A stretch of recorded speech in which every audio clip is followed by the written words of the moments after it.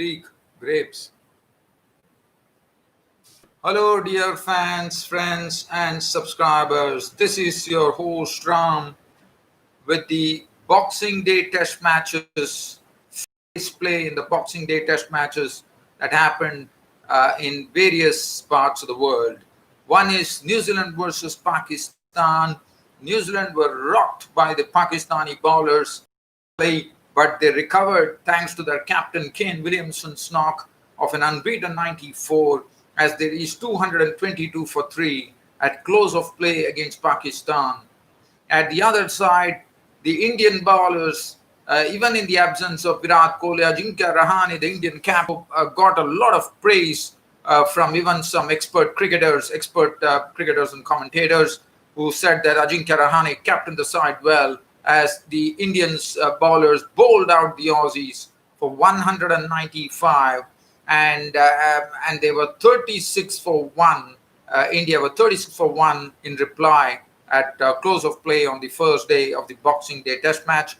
And the other last one that happened in the Boxing Day versus South Africa, where Sri Lanka were just 2 runs shy of breaking their highest ever total in South Africa, as the highest total that Sri Lanka made against South Africa is 342, and they are in a very, very good position, especially considering on the first day they were matched 340 runs for the loss of 6 wickets, as they were looking in a they were actually placed in a very princely manner as the day came to a close, with very unfortunately Dhananjaya De Silva, who was the prime architect of the South Africans reaching 340, had to retire hurt, and the news is not good for Dhananjaya De Silva, as he has been put out of the series after suffering an injury, unfortunately.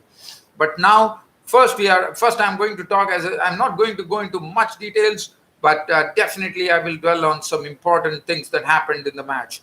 So New Zealand versus Pakistan, definitely I have to say, yes, New Zealand definitely finished at 222 for 3, but the initial sessions was a very torrid session for the New Zealand batsmen to survive. Pakistan actually, Mohammad Rizwan, the new Pakistan captain, actually won the toss, and he had no hesitation in putting the Kiwis into bat first, and absolutely Shaheen Afridi and Mohammad Abbas made beautiful use of the new ball and the conditions as they got the ball to jag in and jag out, and Shaheen Afridi and Mohammad Abbas were making life difficult for both the openers Tom Latham and Tom Blundell, putting a lot of doubts in their mind. And finally, Shaheen Afridi was the one who provided them the breakthrough by getting Tom Latham caught in the slip cordon, and then Tom Blundell, who really struggled, especially against Mohammad Abbas. Mohammad Abbas definitely could not take a wicket, but one thing that Mohammad Abbas did, as Shaheen Afridi and Mohammad Abbas were operating in tandem, that really helped matters, as Mohammad Abbas was the one who was putting a lot of pressure by bowling. And what was good about this Pakistani bowling was that there was an immaculate line and length in the opening session, where they were just sticking on to a very good off and middle stump line, which is good to see, looking at the consistency with which the Pakistani bowlers bowled, as Tom Blundell was also a victim of the Shaheen Afridi for 5, and then it was 2 wickets down, and they were in real trouble at 13 for 2. But then the 2 experienced campaigners in the middle really repaired the damage by playing cautiously, but also that they were getting runs as well. If you look at the card, well, New Zealand finished 222 for 3. Ross Taylor making a very good 70. As you know, Ross Taylor now has become the New Zealand cricketer who has played among all formats. He has actually played the maximum number of matches. So he has gone past, if I'm not wrong, it is Brendan McCullum. But nevertheless, so that is what it is. And so Ross Taylor, experienced campaigner, he contributed 70 with 10 fours and 1 6. They arrested the slide. One could say, as Ross Taylor did his part.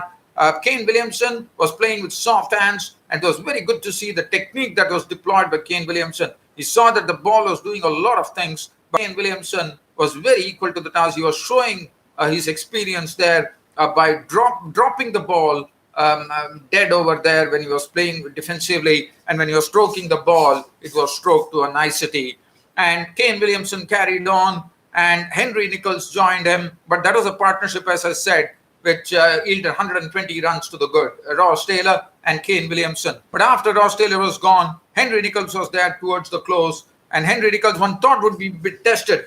The left-hand batsman would have been tested. But Henry Nicholls stood the test of time there, as he finished on an unbeaten 42 with 4 boundaries, with Kane Williamson eyeing a century, as he was not out on 94 with 8 fours and 1 6. Probably from where I'm talking right now, probably in another 1 hour's time, play will be starting on the second day at Mount Montgomery. And what a beautiful atmosphere it was at the Boxing Day at Mount Montgomery, where it was, overlooking the mountains, and it was an absolutely wonderful sight to watch, as New Zealand definitely recovering in a big manner as they closed the day at 222 for 3.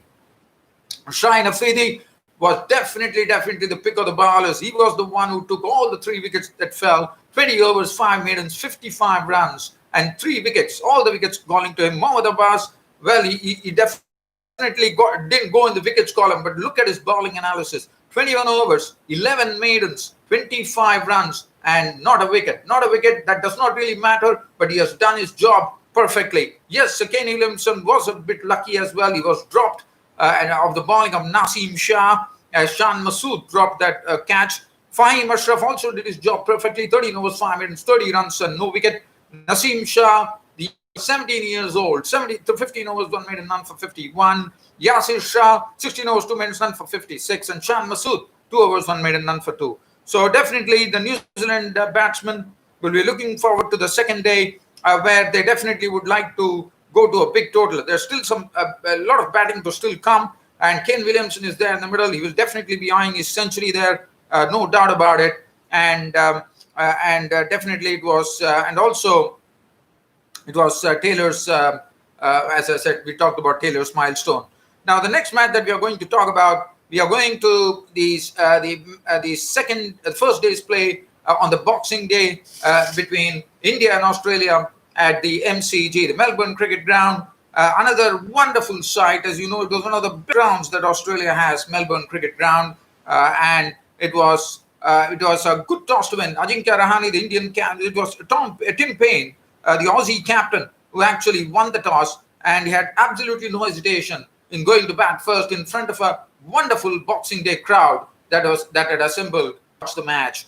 The Australians, if you look at the Australian card, Joe Burns was really kept quiet. He was really struggling, and Jasprit Bumrah sent him back to the pavilion for naught, as he walked in a very gingerly manner back to the pavilion, as Joe Burns was out for a block, caught by punt or the bowling of Bumrah. Well, let me also say that India went with a lot of changes. They had 2 debutants, Mohammad Siraj and Shubman Gill, and also Jadeja was in the team, Pant was in the team. So definitely, Virat Kohli was not there. There was no Shami, and also the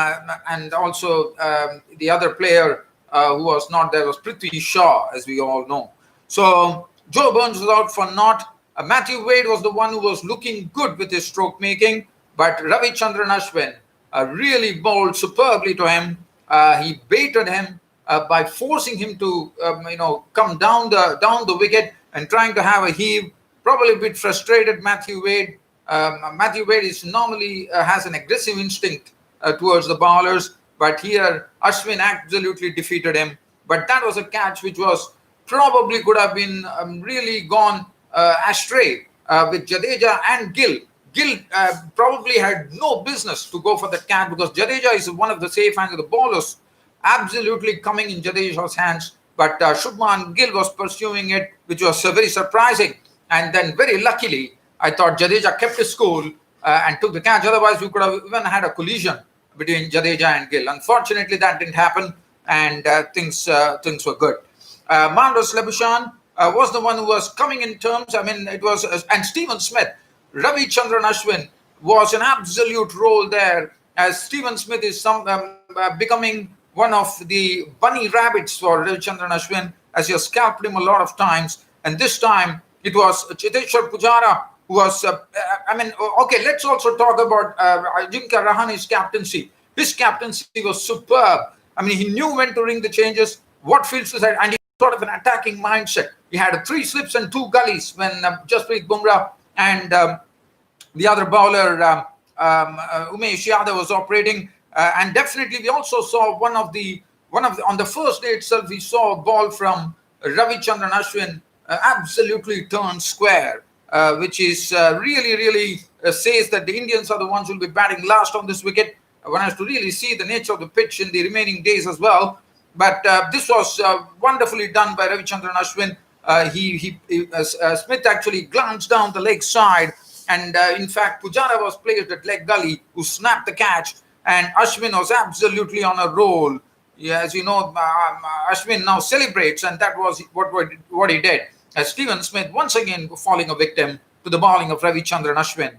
After that, it was Manas Labuschagne and Travis Head slowly, trying to settle things after the Aussies found themselves in trouble at 38 for 3. But then Travis Head, who was looking good and definitely slowly coming into his own, was a victim of the bowling of Bumrah as he tried to slap a delivery through the offside, and Rahane picking up the catch. A very good catch taken by the Indian captain, Rahane. Had gone 38 with 4 boundaries. After that, we had Cameron Green joining, but Manas Labuschagne, who was looking good at that particular juncture, but he was really put in some trouble, I thought, by Mohammad Siraj, the debutant. As I said, Ajinkya Rahane's captaincy was somewhat which was wonderful, because he did not bring Siraj in the first session at all. But as soon after lunch, he brought Mohammad Siraj in the attack, and Siraj definitely had a wonderful debut. He was getting the ball to move. He was getting the ball. He was bowling some good bouncers. There was some real pace in his deliveries as well, and Siraj was looking absolutely impressive. Manas Labuschagne, after doing a good job of 48 with 4 boundaries, fell a victim. Now again, this was a ball which was probably could have been flicked for a boundary, but unfortunately for Manas Labuschagne, he flicked it in the air, backward square leg. Shubman Gill got into business, picking up his first catch as you know, Shubman Gill was making his day. There was a maiden catch there of the bowling of Mohammad Siraj. Labuschagne gone 48 with 4 boundaries. After that, it was Travis Head, as I said, already gone for 38. Cameron Green really was trying to definitely, the bowlers, Ashwin was definitely troubling Cameron Green, but definitely Cameron Green will learn. But then Cameron Green got a wonderful delivery from Mohammad Siraj, as that he was bowling beautifully, got the ball to nip in, and he played all around that, and it was all over. Cameron Green out for 12. And then Tim Paine, after that, it was quick and easy work for the Indian bowlers. Ashwin took the wicket of Tim Paine, which was very important. As you know, Tim Paine was the sort of a stumbling block for India in the first test match, but here it was not to be. As I said, they were really very cautious in defense, and then Ashwin actually got up and turned, and Paine was got by Bihari at the backward short leg, and then he was gone. He was gone for 13 for 2 boundaries. After that, Cummins fell a victim to the bowling of Jadeja for 9.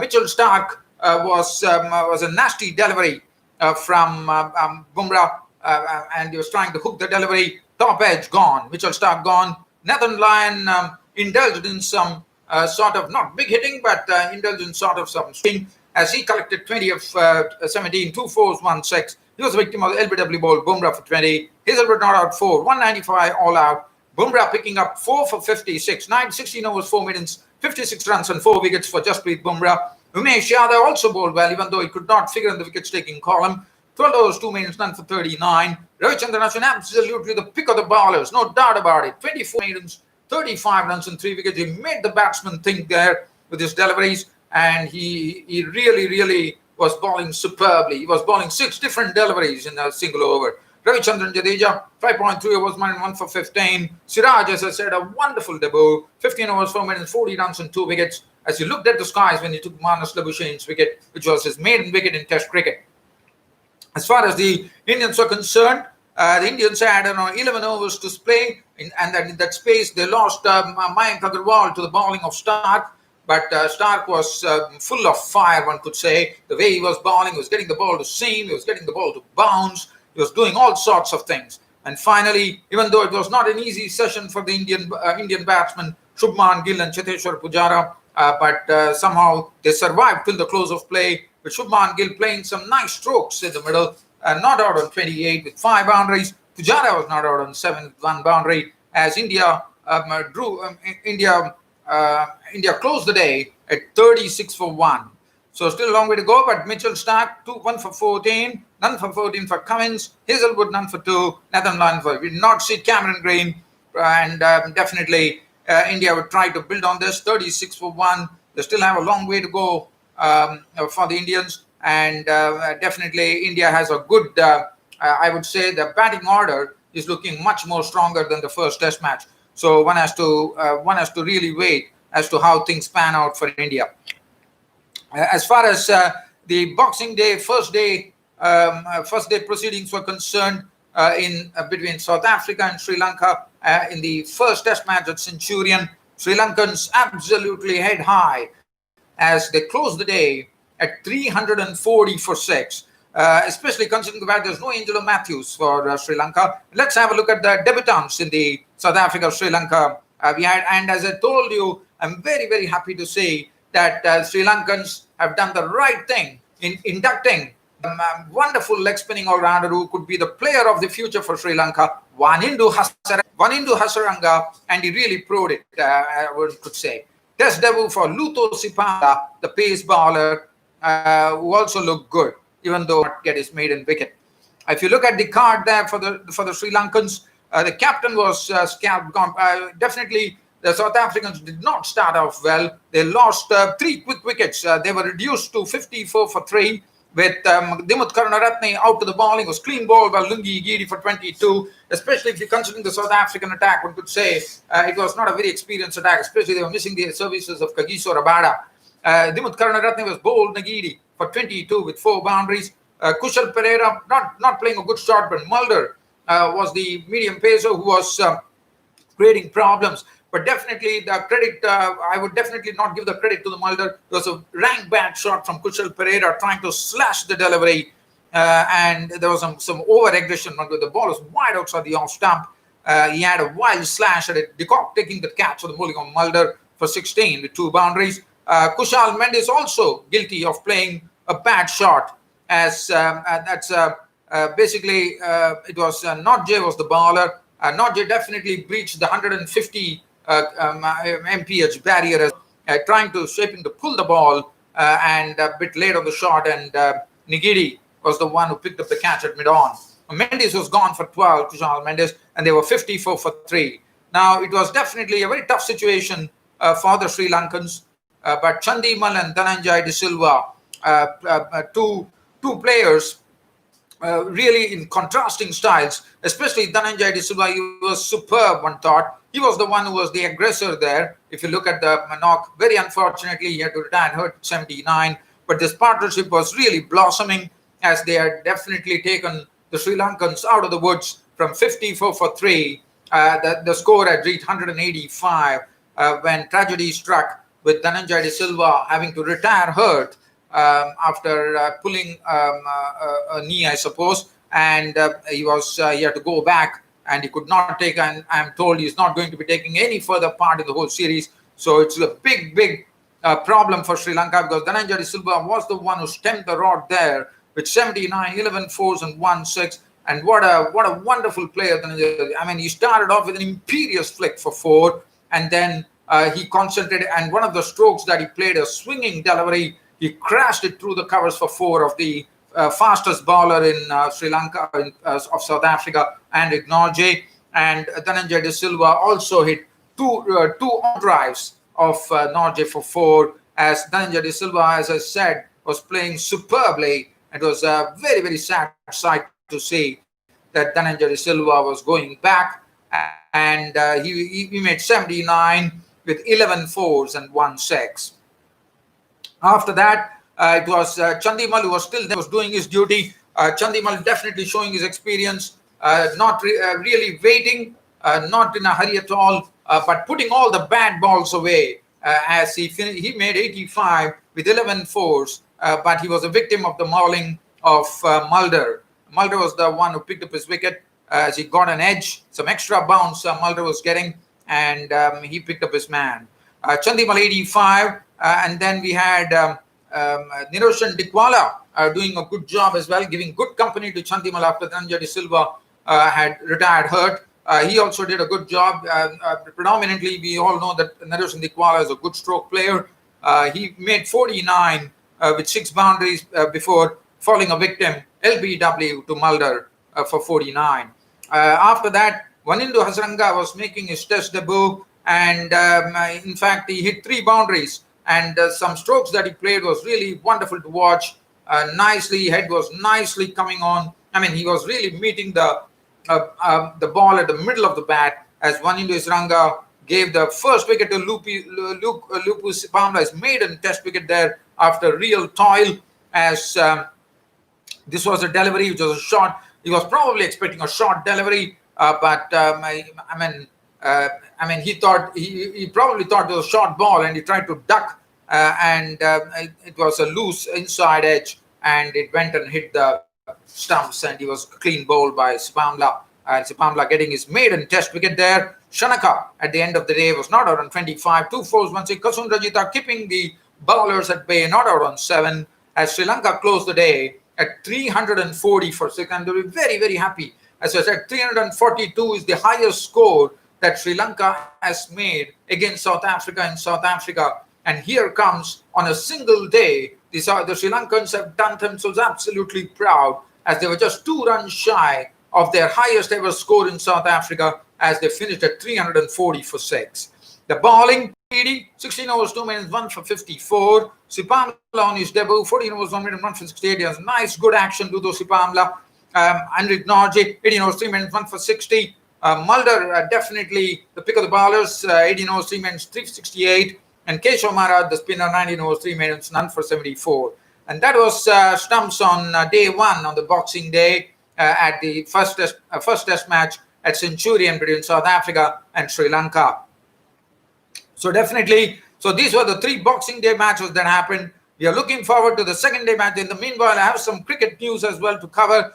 Very unfortunate for Pakistan that Shadab Khan, the leg spinning all-rounder, and Imam ul Haq, the specialist opener, have been ruled out of the New Zealand tour with injuries. That is very, very sad for them. And also, there's not much. And in Big Bash League, we had some wonderful matches. I mean, Daniel Hughes smashing 96 after Maxwell and Pooran smashed 50s as the match between the Sydney Sixers and the Melbourne Stars ended with Philly winning the match by 1 wicket with 1 ball remaining. And the other match that happened between the Sydney Thunder and Renegades, we saw the youngsters, Ollie Davis, in fact, hit 5 consecutive sixes. The other day, he made a wonderful debut. Today, he showed what he's capable of as he smote 5 sixes. 4 sixes of the bowling of Mohammad Nabi, and then he picked up the other bowler and smashed him for a 6. And the Thunder youngsters, Sangha and Davis, doing a good job. Not going to, but and very, very sadly, before I leave, I have to say one of the former England players, Robin Jackman, is no more. He passed away at the age of 75, but what a player he was, Robin Jackman. He played only 4 tests for England in 1981-82, and definitely he is someone who was, he made only his test debut at the age of, he made his test debut at a very, very elderly age. I mean, not a young age. He was just 35 years of age. And we also played in 15 ODIs between 1974 and 93, and then he turned himself into a cricket commentator. And Jackman will be always be someone who would be really, one would be remembered, because he's basically a South African, and he was a broadcaster in South African cricket. And one has to say that I'm going to talk about one very, very important thing that happened. Now, this was a match between England and West Indies. One would remember this match, which happened in Guyana. The match was called off because Jackman was replaced they didn't want Jackman to play because on these days it was the days of what do we call it? I mean, probably they didn't want a South African to play, but Bob Willis took his place, and he also claimed Jackman actually was recalled in place of injured Bob Willis, and he took the wickets of Gordon Greenidge, Desmond Haynes, and Clive Lloyd. And that is something which happened. I'm not going to go into the much details here, unfortunately, due to paucity of time, but it was a pleasure talking to you all on the Boxing Day, first day proceedings in the various parts of the world. And looking forward now to the, as I said, as I'm speaking to you in another 30 minutes' time, New Zealand and New Zealand would be resuming their second day's play against Pakistan. Well, dear fans, and also one important thing, one thing I would like to say, one last news before I wind up this cricket show, is that one of the Australian bowlers by the name Aaron Summers is going to become the first ever player to be playing for Pakistan domestic cricket. It was something very hard to believe, but that's a fact we just come up. Thanks for your company, and that's it from me, your host Ram, for this day today on a Saturday. Sunday will be the next cricket broadcast that will be coming up, which will be dwelling on the second day's play in all these three matches. Until then, it's goodbye.